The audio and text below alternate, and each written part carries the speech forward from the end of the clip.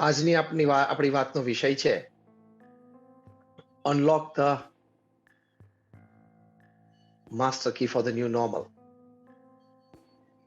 આપણે સૌ જાણીએ છીએ કે આપણે એક કપરી પરિસ્થિતિમાંથી પસાર થઈ રહ્યા છીએ. વ્યક્તિગત જીવનમાં, પારિવારિક જીવનમાં, વ્યવસાયિક જીવનમાં, સામાજિક જીવનમાં એક કઠિન પરિસ્થિતિમાંથી પસાર થઈ રહ્યા છીએ. અને we have been facing this situation since last about like 10 months. હજી આપણને ખબર નથી કે જ્યાં સુધી વેક્સિન ન આવે અને સારી રીતે લોકો વેક્સિનેટ ન થાય ત્યાં સુધી તો આપણે ઘણી બધી પરિસ્થિતિ એટલે કે બેક ટુ નોર્મલ તો નહીં થઈ શકીએ. અને વી આર હોપફુલ, પણ હજી એને સમય લાગશે. એવી પરિસ્થિતિમાં જ્યારે આપણે બધા અત્યારે જીવી રહ્યા છીએ ત્યારે આપણે એક ન્યૂ નોર્મલમાં છીએ કે ભાઈ ઇઝીલી હેન્ડ શેક ન થઈ શકે બધા સાથે. Is a new normal. તમે તમારા dear ones, loved ones, near વન્સને હગ ન કરી શકો, ઇટ્સ અ ન્યૂ નોર્મલ. તમારા ઓલ્ડ એજ પેરેન્ટ્સ કોઈ બીજા ઘરમાં એટલે કે અન્ય સ્થાને રહેતા હોય, તમે એને અત્યારે મળવા ન જાઓ, ઇટ્સ અ ન્યૂ નોર્મલ.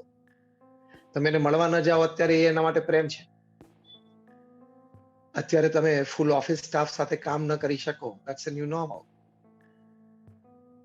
અત્યારે તમે સાહજિકતાથી જેમ દૂધ કે શાકભાજી લઈ શકતા હતા એમ લઈ ન શકો, ધેટ્સ ધ ન્યૂ નોર્મલ. તમે બહારથી આવો અને પહેલું સીધું બાથરૂમમાં જ જવું પડે અને સવસ્ત્ર સ્નાન કરી જ લેવું પડે થોડા ગરમ પાણીથી, ધેટ્સ ધ ન્યૂ નોર્મલ. તમે ફેમિલી સાથે આટલો બધો ટાઈમ કાઢવો જ પડે,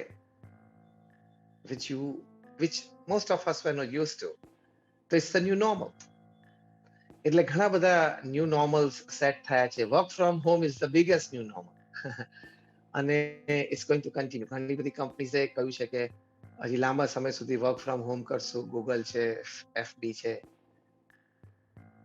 તો અને ઘણી બધી કંપનીઝ ભવિષ્યમાં પણ why to rent office space, let people work from home. અને મે બી મહિને એક વખત, 15 દિવસે એક વખત એ લોકો રિપોર્ટ કરે.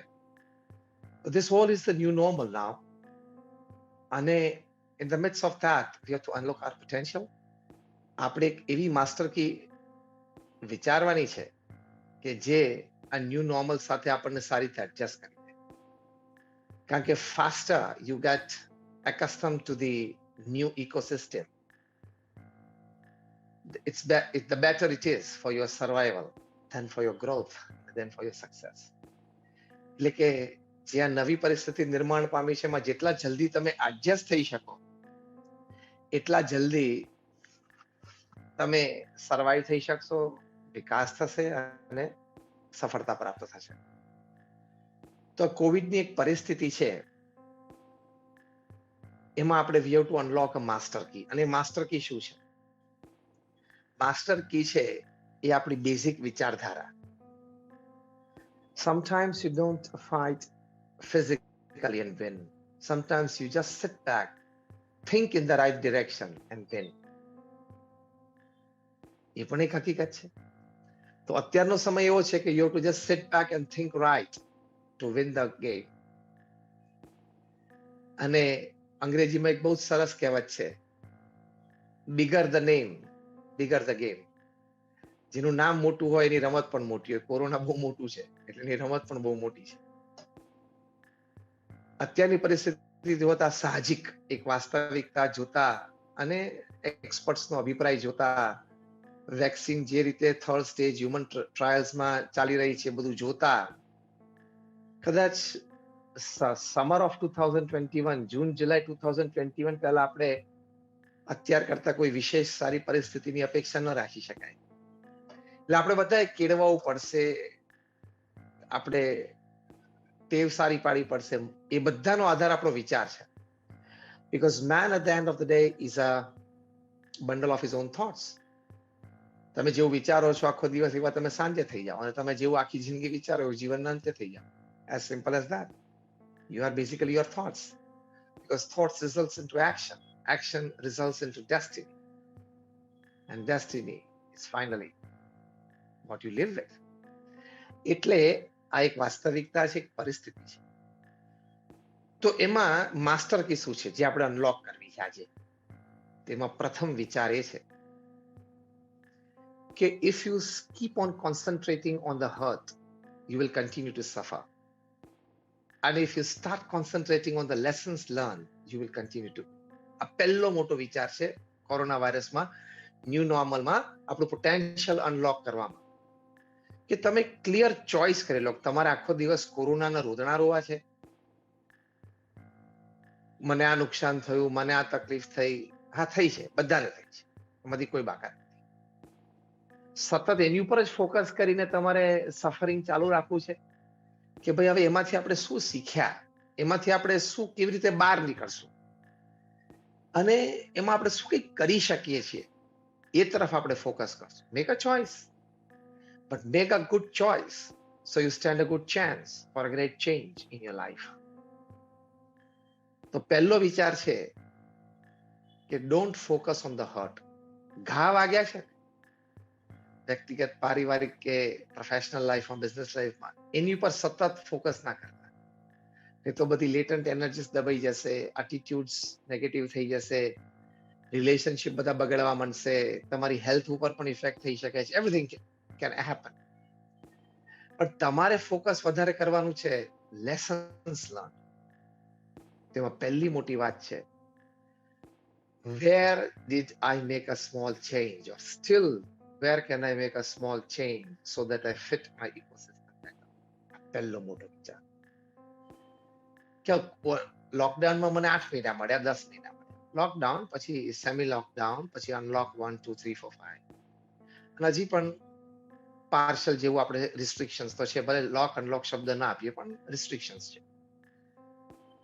તો એમાં મેં મારા વિચારોમાં, મારા વર્તનમાં, મારી વાણીમાં, મારા અભિગમોમાં મેં ક્યાં થોડોક ચેન્જ વિચારીને કર્યો, જેથી હું એક બેટર ફેમિલી પર્સન થયો, હું એક બેટર ફાધર કે બેટર મધર હું બની શક્યો, બની શકી, હું એક બેટર બ્રધર કે સિસ્ટર બની શક્યો, કે where did I become a better colleague to my working team, better boss to my subordinates. ટૂંકમાં બેટરમેન્ટનો વિચાર કોકને જેને આવ્યો હોય, એ ક્ષેત્રમાં, એ દિશામાં કંઈક કામ કર્યું હોય અને નાનો પણ ચેન્જ તમે લાવ્યા હોય ને, તો તમને લોકડાઉન ફળ્યું છે. મેં કહ્યું એમ ગંભીરતા તો છે, નુકસાન પણ છે, પણ એની વચ્ચે જ્યારે બધાને નુકસાન ને ગંભીરતા છે, ત્યારે આપણે આ શબ્દ કહીએ કે તમે એમાંથી જે એક્સટ્રેક્ટ કરી શક્યા બેસ્ટ વસ્તુ, એ તમને લાભ. તો ડીડ યુ ચેન્જ? તમારો ગુસ્સાનો સ્વભાવ હતો, તો તમે 8 મહિના ફોકસ અને કોન્સન્ટ્રેશન રાખીને ગુસ્સો ન કરવો એવું વિચારીને થોડો મિનિમાઇઝ કર્યો, તો તમને લોકડાઉન ફળ્યું. That is the positivity. આ તો મેં એક દ્રષ્ટાંત આપ્યું ગુસ્સાનું. ઘણી બધી આદત હોય, કોઈને વ્યસનની આદત હોય, કોઈને બીજી ઇત્યાદિક આદતો હોય. Because change is inevitable, nobody is perfect. દુનિયામાં કોઈ પરફેક્ટ નથી. બધા જ નાના મોટા છે, એ everybody needs change. Do you agree with me or not? Everybody needs a small positive change in some or the other sector. કોકને આ ક્ષેત્રમાં, કોકને બીજા ક્ષેત્રમાં, મારે બોલવા ચાલવામાં કંઈક સુધારો કરવાનો હોય, કોકને વર્તન વાણીમાં કંઈક કરવાનો હોય, કોકને હરવા ફરવામાં કરવાનો હોય, કોકને જોવામાં, ખાવા પીવામાં કરવાનો હોય, પણ ચેન્જ ઇઝ નીડેડ.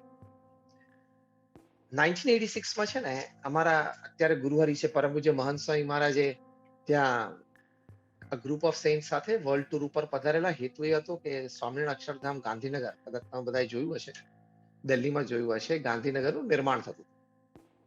એટલે નિર્માણાધીન અક્ષરધામ માટે આપણે, અમારા સંતો દુનિયામાં બધે મ્યુઝિયમ્સ વિઝિટ કરતા હતા, મ્યુઝિયમને ક્યુરેટર્સને મળતા હતા, જેથી આપણને સારા વિચારો મળી શકે, પ્રોફેશનલ્સની સાથે ચર્ચા કરવાથી આપણને વધારે સારું માર્ગદર્શન મળે. હેતુથી એમાં સંતો ત્યાં સ્ટટગાર્ટ જર્મની ગયા.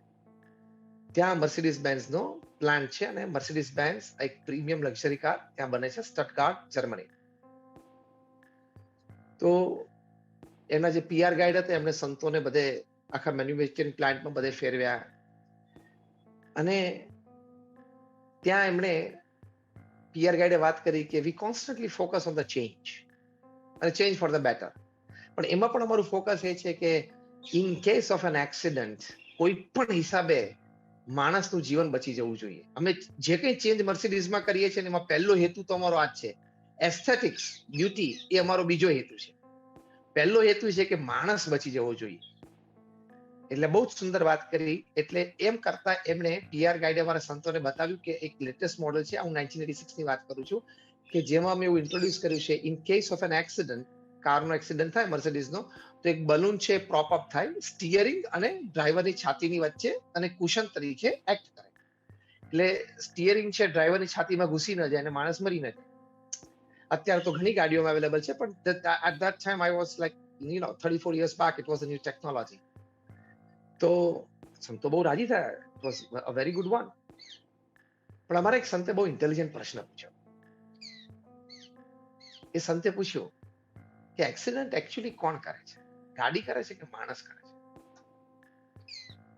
જ્યારે 2 મિનિટ પહેલા પીઆર ગાઈડ છે ને આમ જરા સ્તબ્ધ થઈ ગયા કે he never expected a question of this type. એને કીધું ઓબ્વિયસલી એક્સિડન્ટ તો ડ્રાઈવર જ કરે છે. ગાડી તો કઈ જાતે એક્સિડન્ટ કરતી નથી, ગાડી તો નિર્જીવ છે. કંઈક ડ્રાઈવરની મિસજજમેન્ટ આવી ગયું, કંઈક મિશેપ આવી ગયું, કંઈક ઇમોશન્સમાં ક્યાંક ખોઈ ગયો, કંઈક આગલે દિવસે રાત્રે ઊંઘ નથી બરોબર મળીને જોકું આવી ગયું, વોટ એવર.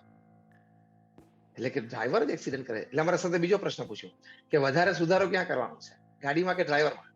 કે દારૂ પીને ન ચલાવે, યોગ્ય ડિરેક્શન પ્રમાણે ચલાવે, સ્પીડ લિમિટ્સ ન તોડે, ઓવરટેકિંગમાં ધ્યાન રાખે.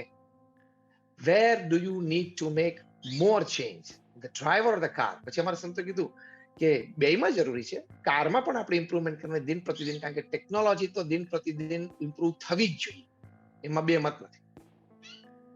2G માંથી આપણે 4G પર આવ્યા, 4G માંથી હવે 5G ઉપર જશું. એટલે ટેકનોલોજી તો ઇમ્પ્રુવ થવું જ જોઈએ, કારણ કે it betters human life. Medical હોય, પ્રોફેશનલ ટેકનોલોજી હોય, વોટેવર. પણ સાથે સાથે એ ટેકનોલોજીનો ઉપયોગ કરનાર જે વ્યક્તિ છે ને એમાં પણ સુધારો થવો જોઈએ. પછી અમારા સંતોએ કીધું કે you as technocrats you improve the car and we as saints we improve human બીંગ્સ.